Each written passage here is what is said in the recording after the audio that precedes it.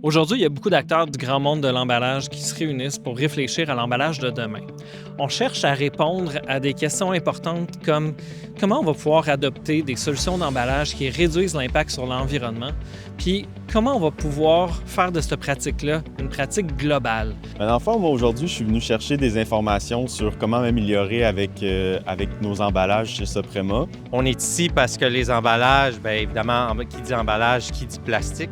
Fait que les innovations, les développements tout autour de les éco-emballages, la circularité des emballages, c'est un savoir qui est très important. C'est sûr et certain qu'en tant qu'entreprise, je pense qu'on a un peu le devoir de se questionner de tout ça.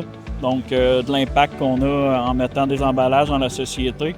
Dans l'application, je dirais que ce qui est ressorti beaucoup, c'est la communication puis le maillage. Fait que, tu sais, à quel point c'est important de travailler ensemble puis des fois de mettre de côté peut-être l'ego. Au final, des fois, on n'y pense pas nécessairement quand on implante des projets, mais l'emballage, c'est quelque chose quand même qu'on doit considérer nécessairement là, quand on met en place un nouveau projet à l'usine pour une ligne de production, puis ça ne doit pas juste être une arrière-pensée là, dans nos projets. C'est pas facile de savoir quelle est la meilleure option, qu'est-ce qui est plus adapté. Des analyses de cycle de vie, c'est pas quelque chose qui est dans la littératie de tout le monde, moi-même encore moins.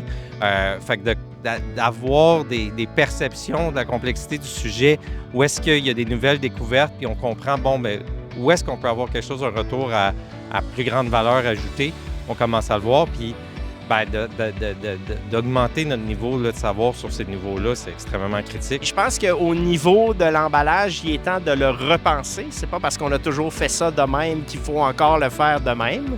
Bien, je vais t'avouer, moi, c'est quand je vais monter des projets à l'avenir, c'est sûr que je vais avoir cette pensée-là de me dire, OK, bien, comment est-ce que je vais l'emballer, ce produit-là? Parce qu'au final, peu importe c'est quoi, tu es obligé de l'emballer parce qu'il faut que tu l'amènes en quelque part, il faut que tu fasses du transport, puis tu peux pas juste avoir un produit brut sur une palette. Moi, je vous dirais de venir à la deuxième édition parce que la première édition était vraiment exceptionnelle. Et j'ai envie de dire, déplacez-vous.